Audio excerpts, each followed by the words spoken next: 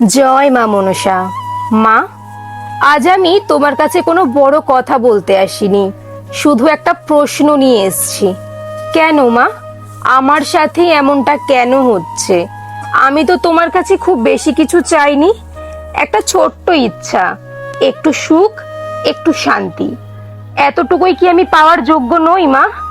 সবাই বলে মায়ের কাছে মন থেকে কিছু চাইলে মা সব দেয়। তাই তো আমি বিশ্বাস করে তোমার ছবির সামনে বসে নীরবে কেঁদেছি, চোখের জল ফেলেছি, তোমাকে সব বলেছি। তুমি তো সব জানো বলো, কিন্তু মা, তুমি কি একবারও আমার দিকে তাকাওনি? আমি অপেক্ষা করছি দিনের পর দিন, রাতের পর রাত। ভাবতাম আজ না হলে কাল, কাল না হলে পরশু, একদিন তো তুমি শুনবেই আমার কথা। কিন্তু মা, আজও কিছুই হলো না। তাই তো আমি আজও ছুটে গেছি তোমার কাছে, একবার নয় দুবার।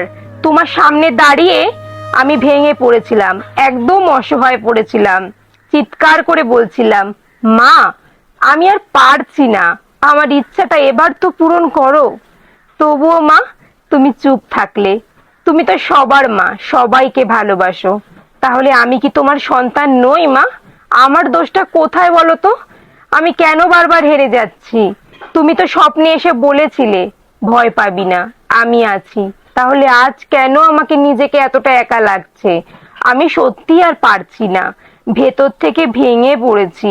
তবুও মা, আমি তোমাকে ছেড়ে যাব না।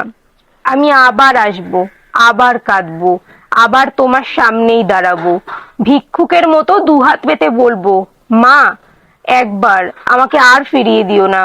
কারণ আমি জানি একদিন না একদিন তুমি আমার কথা শুনবেই, শুনতেই হবে। জয় মা মনসা।